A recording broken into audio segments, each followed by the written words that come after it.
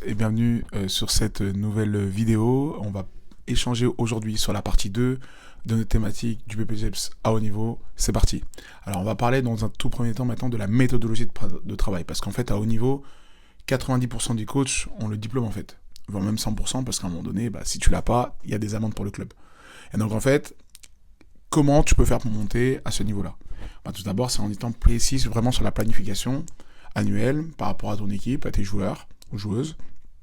Parce qu'il y a un moment donné, si tu fais une différence là-dessus, ça va permettre de gagner du temps et optimiser, sportivement, ton projet et du coup être performant finalement pendant les matchs. Idem pour le suivi individuel, l'analyse vidéo, surtout pour avoir vraiment une notion clé et plus simple de ce qui se passe dans le jeu.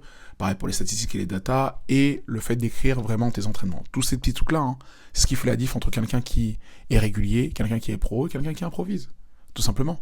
Et en fait, quand on particule sur l'après, c'est que si tu ne fais pas ça et que tu répètes les mêmes séances, t'as pas d'écrit, t'as pas de traces, t'as pas d'évolution, t'as aucun moyen de mesurer finalement ce que tu fais, en fait finalement, encore une fois, tu perds du temps.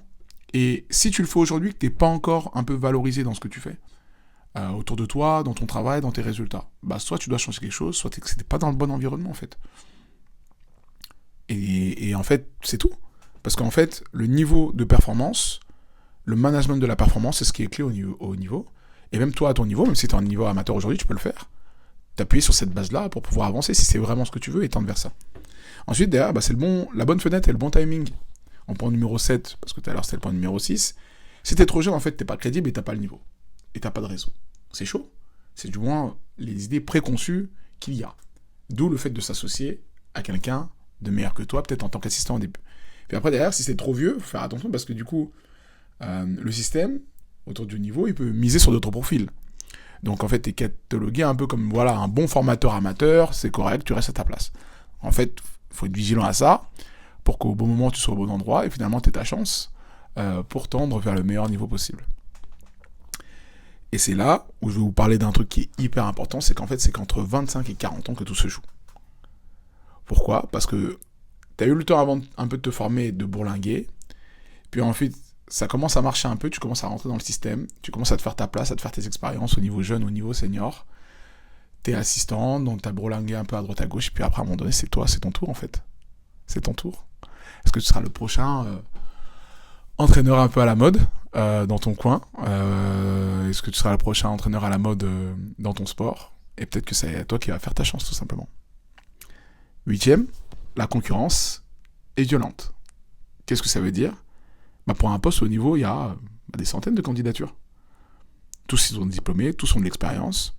Donc en fait, la dimension que tu as à avoir de la réputation sur le terrain, ton bouche à oreille, ta capacité à bosser plus que les autres s'il le faut, et à pouvoir être visible, et à encaisser la pression surtout, c'est ce qui fait la différence. Et en fait, ça fait du lien avec le 9e point, qui est la personnalité.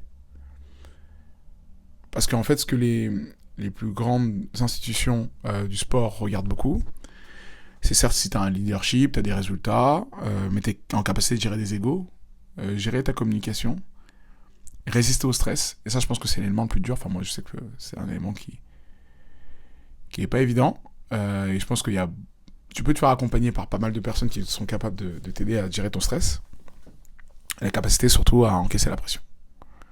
Et c'est ça qui fait la diff. Parce qu'à un moment donné, tu rentres dans un milieu qui est hyper violent, on cherche des résultats à tout prix, optimiser chaque truc, et toi tu dois faire ta place autour de ça.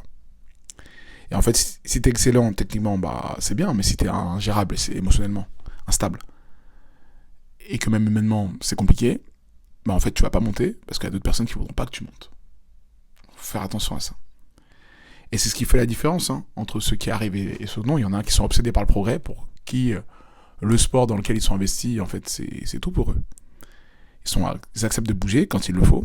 Ils ont la capacité à se faire mentorer et à se montrer et être visible, d'aller dans les endroits qu'il faut pour continuer d'avancer, de grandir. Et en fait, pour moi, le haut niveau, quand tu veux tendre vraiment vers ça, c'est pas une question de rêve, c'est une question de stratégie. Si ta stratégie elle est en place, tu peux y aller.